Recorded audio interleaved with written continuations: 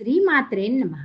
వరలక్ష్మి వ్రతం చేయడానికి అవసరమైన ముఖ్యమైన సామాగ్రి: పసుపు, కుంకుమ, అగరవత్తులు, కర్పూరం, గంధం, పన్నీరు, దీపపు కుందులు, కలశం చెంబు, ఏకహారతి, గంట, ఆచమనం పాత్ర, గ్లాసులు, ఆవు నెయ్యి, ఒత్తులు, అక్షంతులు, పువ్వులు, అరటిపండ్లు, కొబ్బరికాయలు, అరటి ఆకులు, తమలపాకులు, ఒక్కలు, తోరాలు, నూలుదారం, కలశం, అమ్మవారికి పట్టు వస్త్రాలు, అలంకరణకు ఆభరణాలు, గాజులు, నానబెట్టిన పచ్చిశనగలు, ఎండు ఖర్జూరం, అమ్మవారి పటం, పసుపు కొమ్ములు.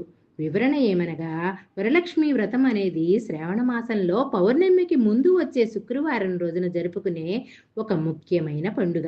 ఈ వ్రతాన్ని మహిళలు తమ కుటుంబాల శ్రేయస్సు కోసం చేస్తారు.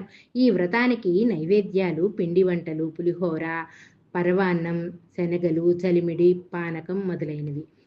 కలశం మీదకు జాకెట్ ముక్క, ముత్తైదువులకు వాయనం ఇవ్వడానికి మరికొన్ని జాకెట్ ముక్కలు అవసరం.